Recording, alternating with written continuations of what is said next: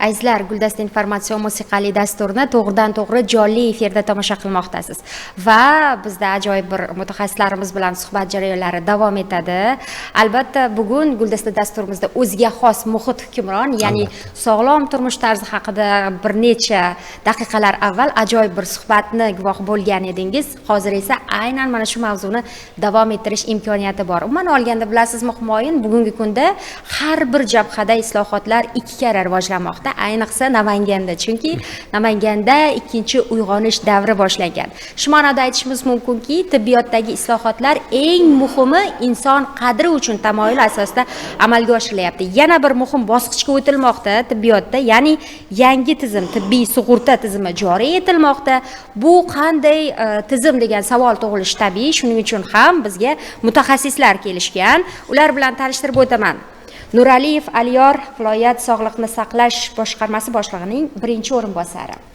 Mirza Abdullayev Mirvohid, Davlat tibbiy sug'urtasi jamg'armasi Namangan viloyati hududiy bo'linmasi mutaxassisi hamda Mohira Ergasheva, Davlat tibbiy sug'urtasi jamg'armasi bo'lim boshlig'i o'rinbosari. Xush kelibsizlar. Xush kelibsizlar. Xursandmiz sizlarni kelganingizdan, chunki dasturimizni juda ham ko'plab aholi vakillari tomosha qilishadi.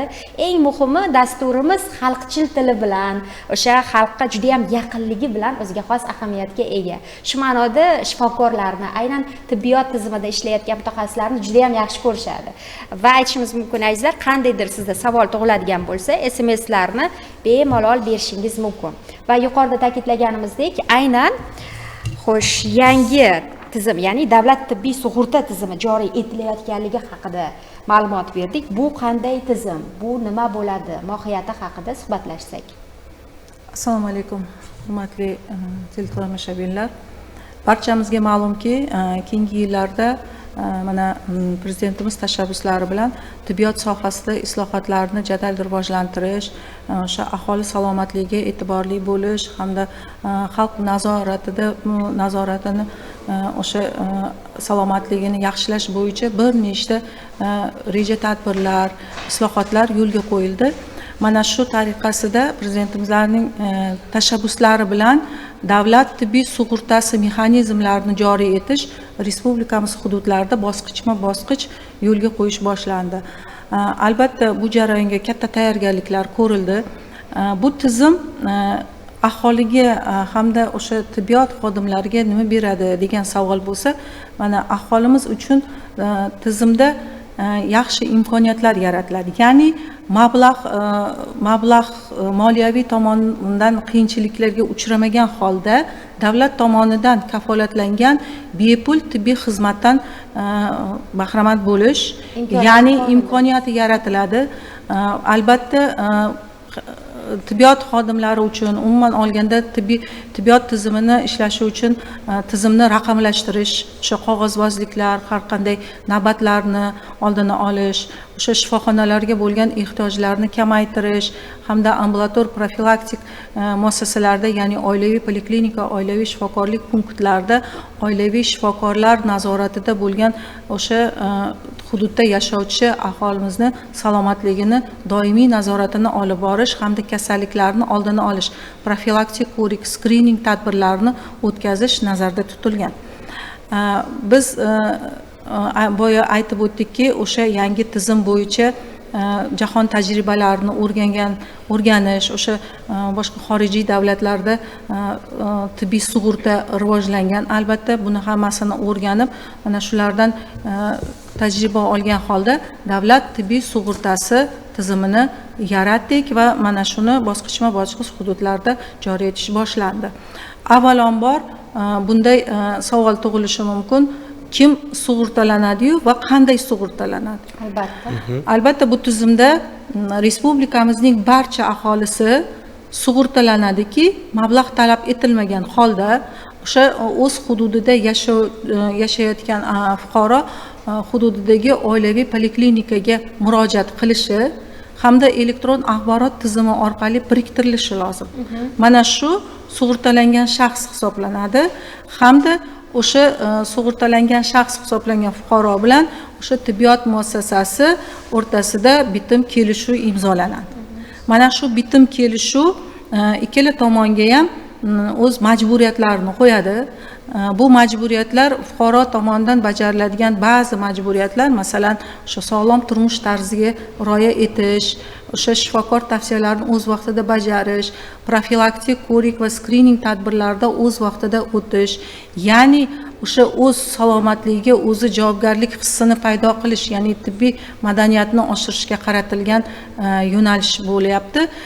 Albatta mana shu majburiyatlarni barchasini bajargan fuqaromiz o'sha davlat tomonidan kafolatlangan paket doirasidagi tibbiy xizmatlardan bepul foydalanishi mumkin bo'ladi. Albatta majburiyatni bajarmaslik, o'sha nazoratga chiqmaslik, oilaviy shifokorga murojaat etmagan hollarda ushbu fuqarolarimiz pullik xizmatlardan foydalanishga majbur bo'lib qoladi.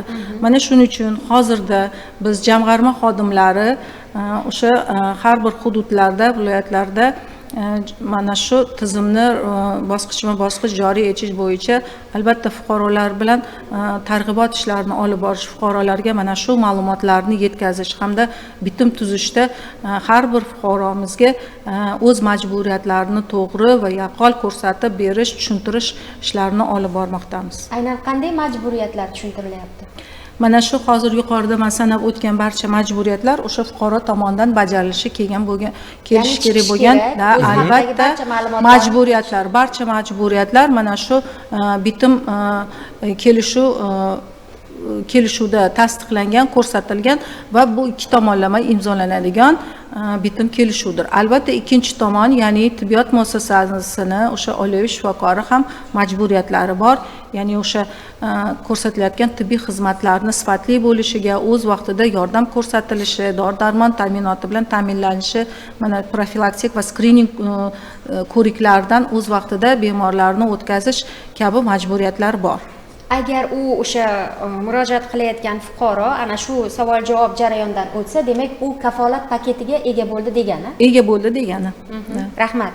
Endi navbatdagi savol Aliyor Nuraliyevga. Bugungi kunda aynan mana shu tizimni joriy qilish bo'yicha viloyatimizda qanday ishlar amalga oshirilyapti? Avvalambor assalomu alaykum. Hurmatli teletomoshabinlar. Bugungi kunda davlat tibbiy sug'urtasi tizimida Namangan viloyatida bir qator ishlar amalga oshirildi. Jumladan hozirgi kunda bu chambarchas elektron tizim bilan, elektron axborot tizimi bilan bog'liq bo'lganligi sababli hozirda tumanlarimizdagi barcha birlamchi tibbiy sanitariya yordam muassasalari hamda shifoxonalarimizda elektron axborot almashinuvi, integratsiya deb aytiladi. Elektron axborot almashinuv tizimini hozir yo'lga qo'yib, o'sha mahalliy byudjet mablag'lari hisobidan 2000 dan ortiq kompyuter org texnikalari xarid qilib, hozir o'sha shifokorlarni org texnikalarida kompyuter bilan ishlash hamda o'sha fuqarolarni elektron tizimga biriktirish ishlari olib borildi. Bugungi kunda hozir 97-98% gacha bajardik hozir. Kelgusida mana shu bosqich Namangan viloyati davlat tibbiy sug'urtasiga 2026-yilda o'tishiga tayyorgarlik bosqichlarida mana shu vazifalar bajarildi hamda aholi o'rtasida davlat tibbiy sug'urtasi va nimalar tushuntirib borilyapti. Tushuntirish, targ'ibot ishlari olib borilyapti. Eng yuqori texnologik murakkab jarrohlik amaliyotlarini o'tkazish kabi amaliyotlar viloyatda o'zida amalga oshirish yo'lga qo'yilgan. Jumladan mana kardiologiya markazimiz, Respublika kardiologiya markazi filialini Namangandagi markazida, filialida yuqori texnologik jarrohlik amaliyotlar 60-65% gacha ko'tarilishga erishilgan. Va respublika darajasida qilinishi kerak bo'lgan jarrohlik amaliyotlarini boshqa viloyat ko'p tarmoqli tibbiyot markazimiz, viloyat bolalar ko'p tarmoqli tibbiyot markazlarimizda va shu kabi respublika markaz filiallarida, Namangan filiallarida amalga oshirib kelinyapti. Bu ajratilgan, amalga oshirilgan jarrohlik amaliyotlarini moliyalashtirilishi mana davlat tibbiy sug'urtasi jamg'armasi orqali ta'minlab berilyapti. Albatta. Shu o'rinda yana bir tabiiy savol tug'iladi. Umuman olganda sug'urta deganimizda biz qaysidir sohada agar qandaydir ko'ngilsiz vaziyat yuzaga keladigan bo'lsa, uni oldini olish uchun agar o'sha shaxsni imkoniyati yo'q bo'ladigan bo'lsa, ma'lum bir mablag' bilan ta'minlash yoki o'sha jarayonda yordamlashish imkoniyati. Endi hozirga qanday jarayon bo'lgan? Masalan, davlat tibbiy sug'urtasi bo'lmaganidan avval va bu qanaqa keng imkoniyatlarni beradi? Davlat tibbiy sug'urtasi mexanizmlari joriy etishdan avval bu tizimda birlamchi tibbiy sanitariya muassasalariga bo'lgan e'tibor, ya'ni o'sha bemorlarni oliy poliklinika yoki oliy shifokorlik punktlariga murojaat etmasdan to'g'ridan to'g'ri shifoxonalarga murojaati ko'p edi. Bu esa o'sha shifoxonalarda navbatlarning yuzaga kelishi yoki navbatlar ko'p bo'lgandan keyin o'sha davolash ishlarini ozgina sifatsizroq bajarilishiga hamda o'sha yuqori texnologiyali jarrohlik amaliyotlariga muhtoj bemorlarimizni o'sha mablag' yo'qligi sababli qanaqadir o'sha davolanishga bo'lgan mablag' topishga moliyaviy qiyinchiliklar borligi kuzatilgan. Hozir esa yuqorida ta'kidlab o'tganimizdek tartibli tizimni yaratish maqsadida avvalambor oilaviy poliklinikaga murojaat qilishi, oilaviy shifokor nazoratida bo'lishi hamda oilaviy shifokori yo'llanmasi asosida maqsadli va asosli o'sha tor soha mutaxassisiga, shifoxonalarga yo'naltirish, agar kerak bo'lsa shu bemorga yuqori texnologiyali jarrohlik amaliyotlarini ham o'sha elektron yo'llanma asosida bemorni ovoragarchiligisiz o'sha tashkillashtirish hamda o'sha bemorni davolash uchun ketgan barcha mablag'larni shu jamg'arma davlat byudjet mablag'lari hisobidan ta'minlash yo'lga qo'yildi. Albatta hozir yuqori texnologiyali o'sha jarrohlik amaliyotlari, tibbiy xizmatlar imtiyozi bor bemorlarimiz uchun o'sha viloyat markazlarida hamda respublika markazlarida amalga oshirilmoqda va jamg'arma ushbu mablag'larni byudjet mablag'lari hisobidan ta'minlab bermoqda. Yana bir eng asosiy o'sha aholimiz uchun ham tizimni yaratilayotgan mana shu tibbiy sug'urta tizimining afzalliklaridan yana biri bu surunkali kasalligi bor bemorlarimizni doimiy ravishda ambulator sharoitda qabul qiladigan dori vositalarini dorixonalar orqali doimiy qabul qilish uchun bepul ta'minlash yo'lga qo'yilgan va ushbu dori vositalarini barcha mablag'lari jamg'arma byudjet mablag'lari hisobidan qoplab bermoqda. Albatta bunda jamg'arma bilan dorixona o'rtasida shartnoma shakllantiriladi.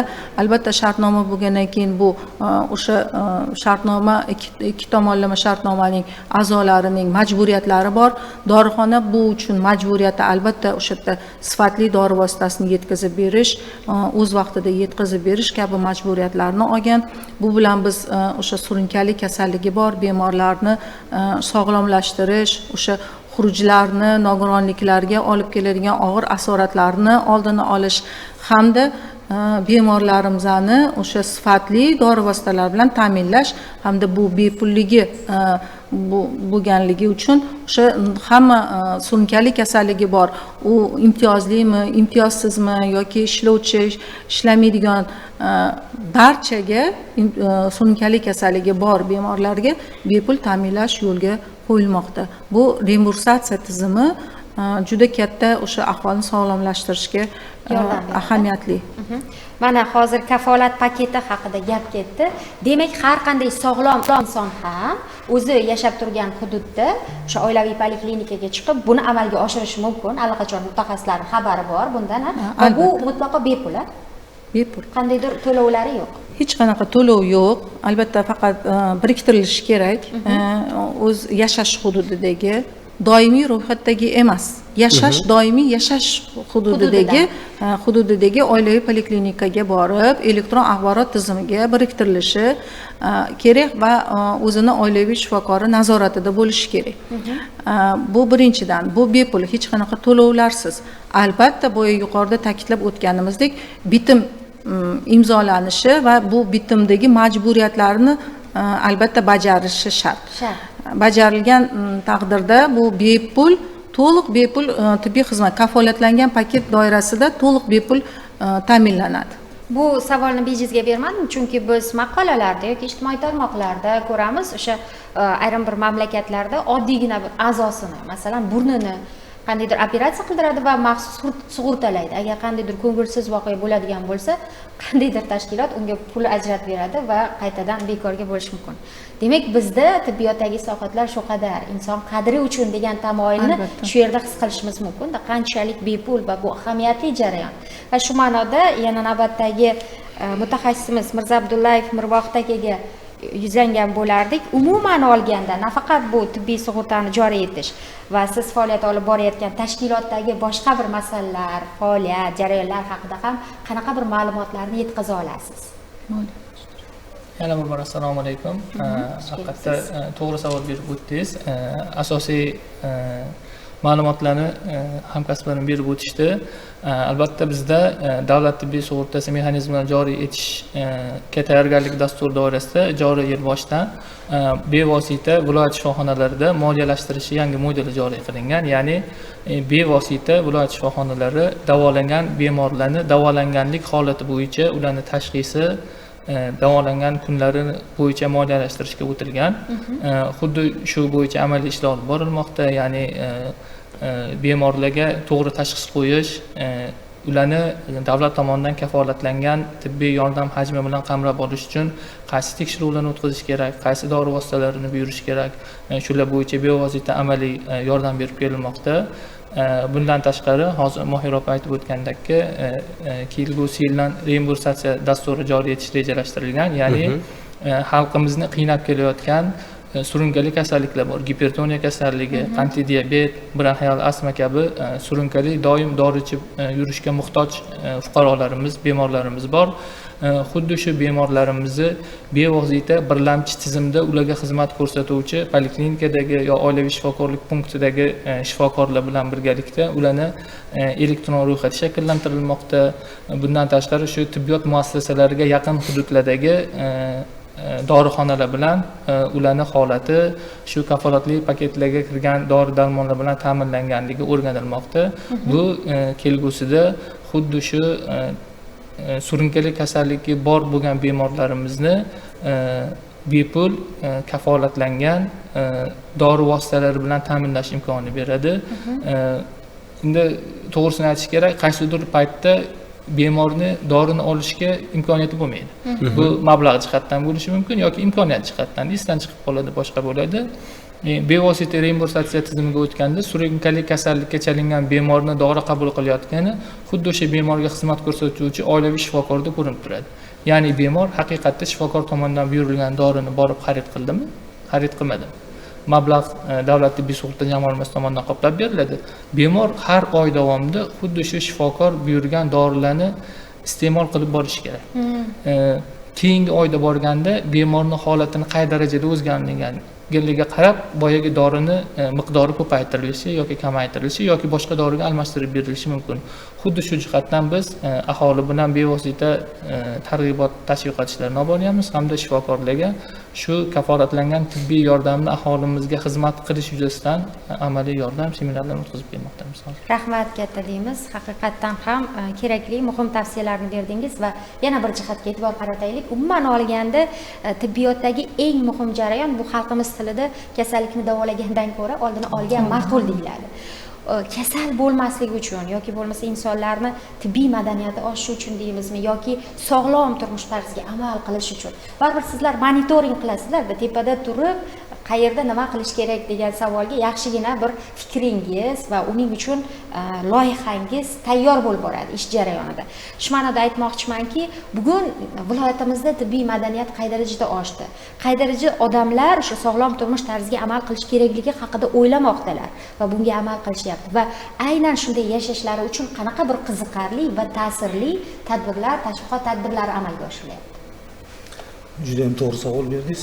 Hammani qiziqtiradigan bugungi kunda o'sha aholi o'rtasida tibbiy madaniyatni oshirish bo'yicha targ'ibot ishlari olib borilyapti. Targ'ibot ishlarida asosan aholini o'zi e'tibor beradigan jismoniy faollik, to'g'ri ovqatlanish va nojo'ya mahsulotlarni iste'mol qilish kabi bir qator tavsiyalar hamda o'sha kasb bilan bog'liq bo'lgan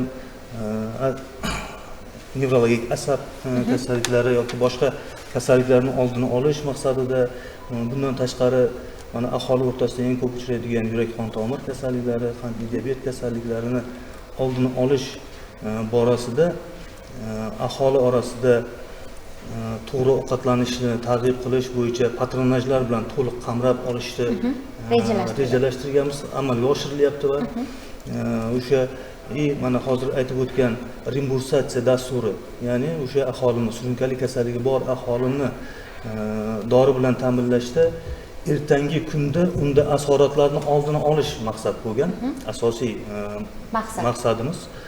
Bunda o'sha bemor har oylik bitta bemorga 1 oylik dorini yoziladi va o'sha dorini iste'mol qilishi nazorat qilib boriladi. Buni patronaj ham, oila shifokori ham hamda o'sha hozirgi aytib o'tgan elektron baza deymiz, elektron axborot almashuv tizimimizda ham ko'rinib turadi bu narsalar. Shunda aholi o'rtasida asoratlarni oldini olish va ularning oilasiga targ'ibot ishlari, shu kasallikni ko'rib turgan va shu mahallalarda targ'ibot ishlarini olib borish orqali aholini ushbu kasalliklarga chalinishini oldini olish ishlari amalga oshirilmoqda. Yana bir muhim jarayon haqida aytmoqchiman va buning uchun alohida rahmat demoqchiman. Bejizga bu savolni bermagan edim. Eng qiziqarli bir tashviqot dasturlaridan biri bu Guldastada amalga oshiriladi. Deyarli har kuni mutaxassislarimiz bor. Shuning uchun boshqarma vakillariga, aynan mana shu tibbiyot sohasida ishlayotgan barcha shifokorlarga rahmat deymiz. Ular nafaqat shunchaki maslahat berishmaydi. Bu yerda maxsus bir o'ziga xos jihozlar bilan sog'lom turmush tarzi nima uchun kerak degan so'zga o'zini tajribasi bilan, o'sha yurak qo'ri bilan, qalbi bilan kelyapti. Va har kuni dasturimizda to'g'ridan-to'g'ri jonli efirda bevosita savol-javoblar bo'ladi. Va buning uchun hamma tibbiyot vakillariga va siz umr qo'lasingizda ishlayotgan barcha shifokorlarga rahmatimizni yetkazasiz. Rahmat. Salomat Va bo'ling. bundan keyin ham hamkorligimiz yana ham mustahkamlanadi, kengayadi degan umiddamiz. Albatta. Rahmat. Albatta, Kelganingiz mana uchun shu rahmat. anaqangizga ozgina izoh berib ketmoqchi edim. Biz Davlat tibbiy sug'urta jamg'armasini ijtimoiy tarmoqlarda albatta o'z kanallari, Telegram kanallari bor. Mana shu kanallarimizda o'sha fuqarolarimizga sog'lom turmush tarzi bo'yicha kasalliklarni oldini olish bo'yicha va boshqa maslahatlar bo'yicha va har doim maslahatlar berib boramiz, savollarga javoblar berib boramiz. Rahmat. Bizga endi SMSlar ham kelibdi. Assalomu alaykum hurmatli mutaxassislar. Demak, men kafolat paketiga o'tsam, turli xil davolanishlarim bepul bo'lishi mumkin ekanda degan Muzaffardan kelgan bu SMS.